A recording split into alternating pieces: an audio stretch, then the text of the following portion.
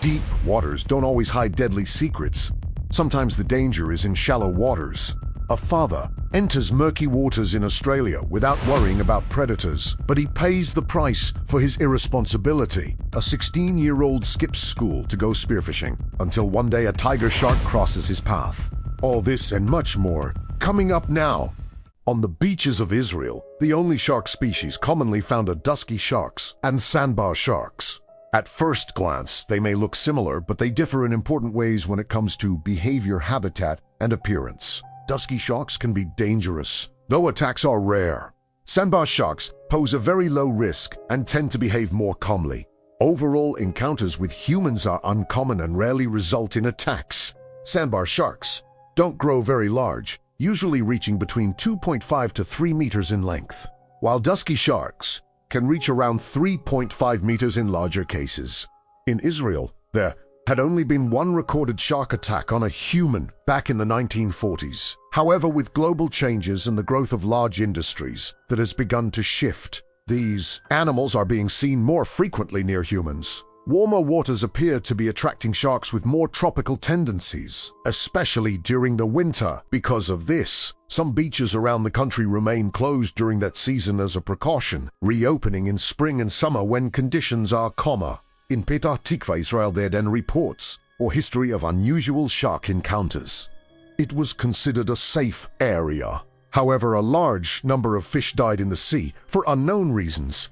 This attracted predators which became more aggressive than usual. Beachgoers reported seeing fins and tails thrashing in shallow waters. People are prohibited from entering certain areas during the spring, but this rule is not strictly enforced and is not specifically related to sharks. It exists so that fishermen and researchers can study ocean conditions. This is important for both the economy and tourist safety, and it ensures that marine life is not disturbed. In April 2025, Barak Tzach arrived at one of the region's beaches. He wasn't a scientist, he simply loved marine life, especially large predators. For him, it was the perfect environment. The typical dusky and sandbar sharks were not known for aggressive behavior, which allowed him to get quite close. He enjoyed spending an hour or two after work with his GoPro camera underwater filming the animals. It was his way of unwinding after a long day. He would walk alongside the creatures in shallow water and dive with them in deeper areas. Barak also had 4 children, and his home was always full of activity, which sometimes made him want to get out for a while. Going to the beach was always the perfect option. On Monday, April 21st, Barak came home from work, changed his clothes, and then headed to the sea with his camera to film sharks. While in shallow water, he had a minor accident. He cut his foot on a sharp rock. It was just a small cut, something he didn't think much of, and he continued what he was doing. Barak then headed toward a deeper area where the sharks were more concentrated. Excited, he swam out toward them.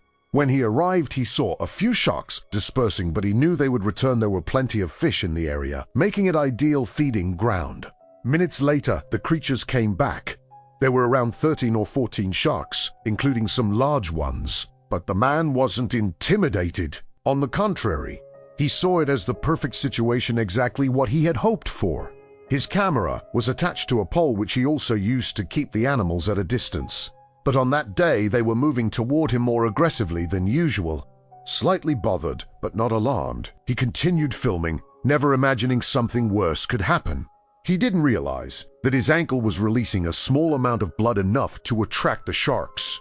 Focused on recording, he didn't notice some animals approaching from behind, some trying to get closer to his foot.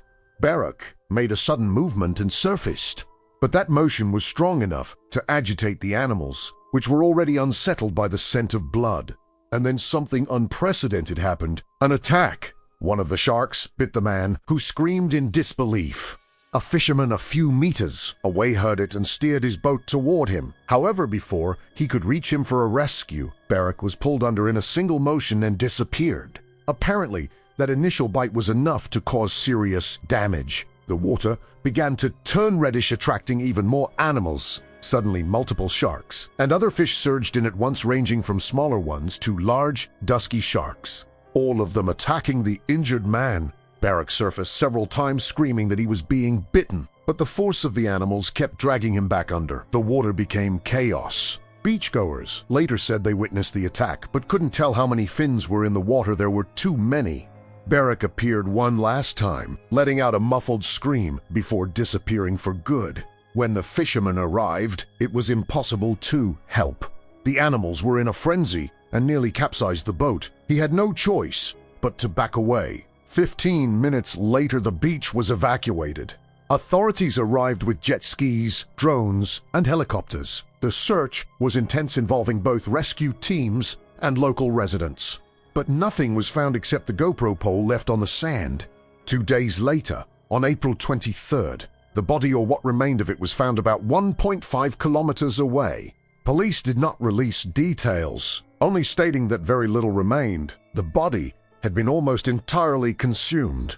The beach was closed until the situation returned to normal. Any opportunistic animal can become a highly dangerous predator under the right conditions. Those waters had been building toward that moment for a long time. It was only a matter of time before someone became a victim. Jahmari Reid was a 16-year-old boy from Trelawney, a parish in the county of Cornwall in northwestern Jamaica, whose capital is Falmouth. He skipped school often, but not to hang out with friends or get into trouble. He did it to fish. Since childhood, Reid loved diving, and over time he learned how to spearfish. His parents would become furious whenever someone from school called to say he had left early or hadn't shown up at all. Older fishermen in the area knew about the boy's habits and liked him. They saw in him a promising future professional in spearfishing. Sometimes they would take him out on their boats to help. Reid would pull nets, lift anchors, clean fish, and assist with anything that needed to be done. He learned a lot on those trips and seemed to enjoy the craft more and more. Sometimes, when he skipped school and hopped onto a boat to go fishing, he would return home to find his parents waiting, ready to scold him. Missing school was unacceptable, and he was punished for it. However, the same fishermen who took him along would talk to his parents, easing the situation, trying to calm them down and convince them that he was always safe and under supervision. Fishing wasn't entirely a bad thing. It was something simple, not causing serious problems or putting the boy a life risk. It wasn't as if he were getting into trouble or falling in with bad influences. That's how his father eventually became convinced to let him go out more often on the boats. Reid's father began to believe that he would have solid support for a profession he was naturally good at. Still, his father didn't want him going out alone and insisted that he study and get good grades in all his school subjects. That was the condition for him to be allowed to go on sea adventures and spend as much time in the water as he wanted. As much as he enjoyed going out with older fishermen, spearfishing remained his greatest passion. He handled the spear well and had strong breath control. Because of that, he often went out alone with his spear, ignoring one of his father's rules: never go out alone. His studies, however, improved, and he earned good enough grades that his parents didn't worry as much about his fishing. Reid began spending time alone at sea, spearfishing without fear or any real sense of danger. He always believed everything was safe and under control. At 16, he had more experience at sea and knew the waters better than many older people. He was growing up and didn't want to be held back. Still, he sometimes pushed too far by insisting on fishing alone, and even the fishermen who once took him out would scold him for it. But he didn't pay much attention. He had extreme confidence in his connection to the ocean and in his understanding of the invisible dangers that moved beneath the surface. His confidence was typical of a teenager who believes everything will always turn out fine. School vacation periods were always the busiest for him. He would leave home early with his spear and return only at night, carrying a bucket full of fish. On August 26, 2024, the day dawned beautiful, perfect for a long fishing session. He could already picture himself spearfishing alone. He left home very early, before his parents even woke up. They wouldn't worry, as they knew him well enough to assume he was out fishing. Early in the day, he had already filled his bucket with fish. He had breakfast on a fisherman's boat, someone who knew him and helped out with a few tasks. From the boat, the fisherman dropped him off in an area close to the shore. The young boy wanted to spearfish, and that spot seemed ideal. It was rocky and shallow, with fish constantly passing through. Wearing his diving goggles, Jahmari jumped into the water. He was excited to see so many fish. With spear in hand, he began making his catches. However, each strike left behind thin trails of blood. To him, they were nothing, but to a predator capable of detecting blood from miles away, they were significant. A tiger shark was drawn in by the scent. It wasn't too far, but not extremely close either.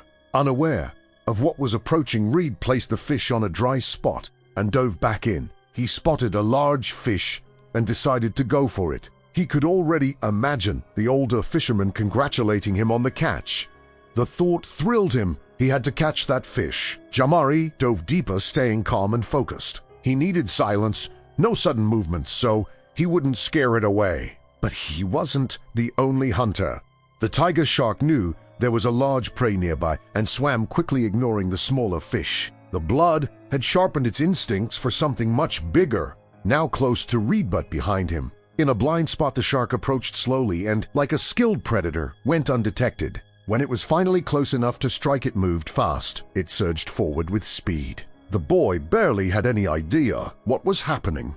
By the time the creature entered his field of vision, it was too late to react. Maybe, if he had seen it earlier, he could have used his spear to defend himself. But now it was too late. The shark bit into Reid's arm, tearing off part of it along with his weapon. It bit him again and shook its head, violently ripping his arm completely away. The water turned red and Jahmari screamed in pain, but underwater no sound could be heard.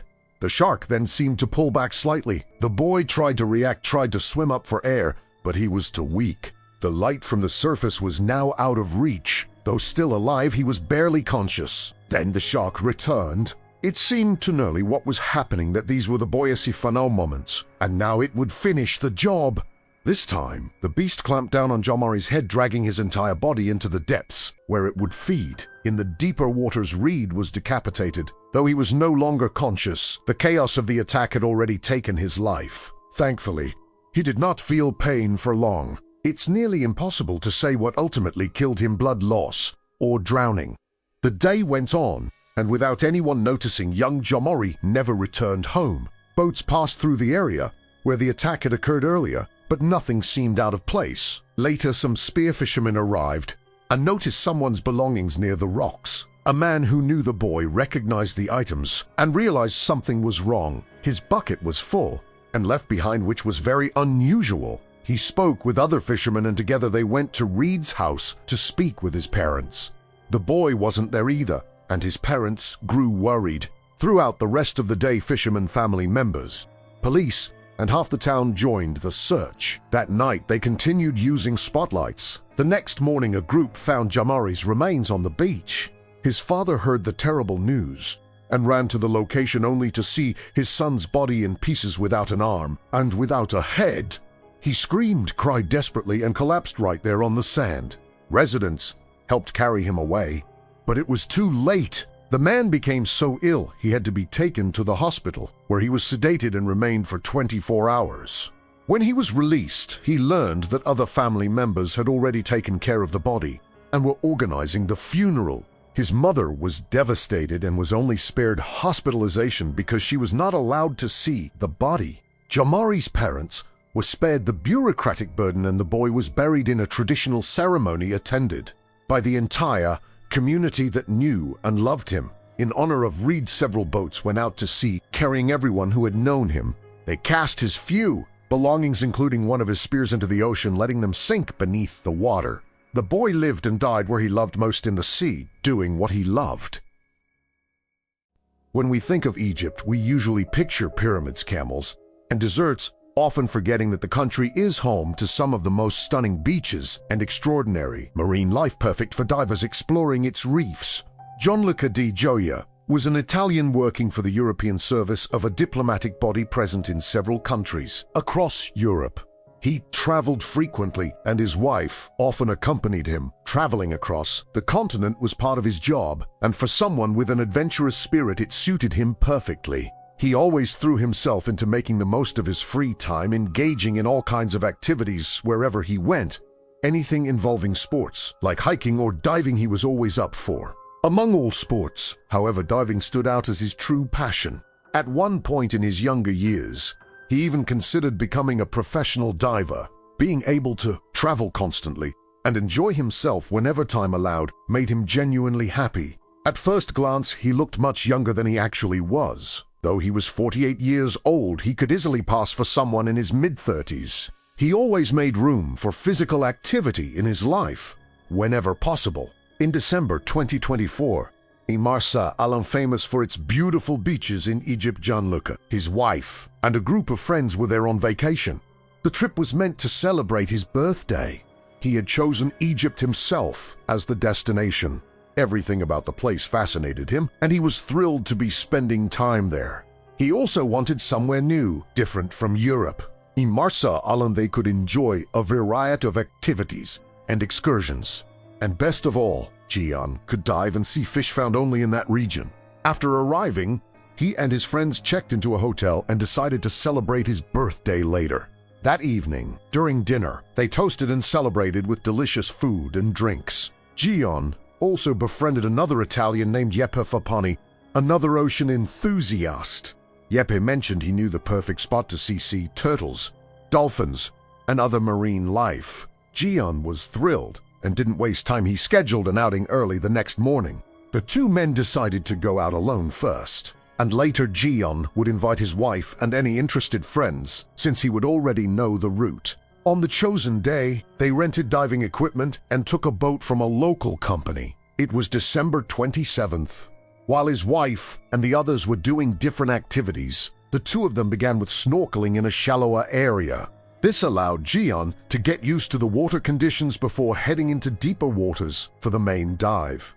Gian still had 5 days ahead of him. This was only the first, and everything went well. Life on the reefs was impressive: stonefish, small sharks, turtles, rays, and more. The next day, they stayed with snorkeling again and once more saw an incredible variety of animals. That evening, they wrapped up the day with dinner alongside the whole group. The following day, after lunch, Gian and Jeppe went kitesurfing. When they finished, they went diving again, with masks and fins. They explored rock formations and, without realizing it, gradually drifted farther from shore, moving into deeper waters. Swimming almost invisibly, a large tiger shark slowly approached the two men. The animal had been circling the beach all morning, but in deeper water, so anyone who ventured too far out might encounter it. Gian came into the predator's line of sight first and became its focus. It moved closer and closer. As Gian dove down to observe an animal deep below, the predator struck. A fast-moving gray mass rushed toward him. He saw it but had no time to react, not even to scream. Only small bubbles rose to the surface. Gian was completely defenseless. The shark bit into his waist and dragged him upward. Jeppe saw. The water turned red and grew alarmed. He called out to Gian but got no response. Then chaos erupted. Jeppe swam toward him, trying to help, shouting for assistance. People on the beach heard the screams and gathered, watching the horrifying scene unfold. Swimmers cried for help while others ran to get assistance. Some men rushed to their boats, trying to reach them. Jeppe tried to punch the shark, but his hands scraped against its teeth and were badly injured. Gian was still alive, and Jeppe used all his strength to free his friend. Fortunately, the shark pulled back for a moment. Jeppe grabbed Gian and tried to pull him away, but he saw that Gian's arm had been nearly torn off, with blood flowing heavily. The shark returned and grabbed Jeppe from below, pulling him down. He kicked the animal and managed to break free. Fortunately, a small boat arrived with two men who pulled them aboard. The shark was left behind. The rescue happened quickly. The boat rushed them to shore, where Jeppe, injured, and Gianluca, far more severely wounded, collapsed in exhaustion. Gian's arm had been torn off, and there was a deep wound in his abdomen. From that moment on, everything became chaos. Children screaming, people running, men arriving to provide first aid. Others tried to carry them to cars to rush them to the hospital. An ambulance appeared seemingly out of nowhere, likely called by beachgoers, but it was too late. Gian was dead. He was resuscitated on the beach, but could not survive. His death was confirmed at the scene. Jeppe had severe injuries but survived. His hands, arms, and legs were covered in cuts. He had lost a lot of blood, but made it to the hospital alive. According to doctors, it was a miracle. Jeppe did the impossible to try to save Gian, nearly giving his own life in the process. Unfortunately, he couldn't save him. They had drifted too far and ended up in the sights of a predator as deadly as its name suggests. It was September 1995, and David Weir was ready to dive. Since his teenage years, he had loved diving in the waters of Australia. He had held a professional diving license for over 10 years and had extensive experience at sea. He was married and had two children, aged 13 and 3. He had previously worked as a crew member on a lobster fishing boat and had recently received an offer to work as a professional diver. His target was abalone, large marine mollusks that cling to rocks and reefs in warmer coastal areas. During abalone season in Australia, which runs from November to April, David often harvested them along the country's west coast. Abalone is considered a delicacy in many parts of the world and can fetch prices of over $60 per kilogram. David and his friends shared a boat. They took it to the beach and launched it into the sea. David, 29, and Dave Lashman, 21, boarded. Dave started the engine, and they headed about a kilometer offshore toward Honeymoon Island, located 40 kilometers east of Hope Tune. The island is a small granite outcrop frequented by seals and sea lions, which rest there before returning to the ocean to hunt. At the time, southern right whales were in their breeding season, making the area extremely active and attracting some of the ocean's largest predators. Great white sharks hunted seals and sea lions and were also drawn by blood and remains from whale births. It was a dangerous time to be in the water. David was no stranger to sharks, but a month earlier, he and his friends had been chased by a large great white, which raised a warning in his mind. Just days before, another diver had also been pursued by a great white near the same area where they had been followed. He knew the risks and understood what he was doing. On September 11, 1995, the weather was poor, overcast skies threatened rain at any moment. The sea was rough, with strong waves and murky waters making conditions even worse. Visibility was low, but even so, David wanted to dive for abalone. Dave Lashman kept the boat steady while his partner prepared. David would dive using a surface-supplied air hose rather than carrying an oxygen tank on his back. He put on his wetsuit, fastened his weight belt, attached a mesh bag to his waist, and carried a knife. The water was between 8 and 10 meters deep. He descended to the bottom in search of mollusks attached to the rocks. Dave watched from the surface when, seconds later, he saw a whirlpool form in the water. Then, a massive shark tail broke the surface. Thrashing violently, the tail alone appeared to be around 2 meters long. In desperation, Dave shouted to his friend. Moments later, a large dorsal fin sliced through the surface. The water began to churn intensely. Within seconds, the white foam turned red. The attack happened almost immediately after David had dived. In panic, Dave maneuvered the boat to the spot and grabbed the air hose. It was slack. He kept pulling until he retrieved the gear, the air hose marked with bite impressions. David was gone. Dave shouted and scanned the water. Then he saw something rising from the depths. David's body surface severely mutilated, clearly lifeless. Dave tried to grab him but couldn't. The body sank again. In shock, he sped back to shore, arriving at Starvation Bay Beach, where he asked nearby fishermen for help. They took him to Hope Tune to report what had happened. The events of that day still haunt those who knew David. Friends speak of him with affection of his promising career and the family he left behind. After incidents like this, debates about shark control often arise. Nets and lines are used on some Australian beaches. Experts suggest the shark may have mistaken David for a seal or even a whale calf. Although controversial, sharks are opportunistic predators, especially during whale breeding seasons. David's body was not completely consumed and was found 3 days later. It was likely a case of mistaken identity, but too late for him. There had been warning signs. He had been chased weeks earlier, and another diver had as well. The murky water reduced visibility, increasing the risk. Everything pointed to it being a dangerous dive.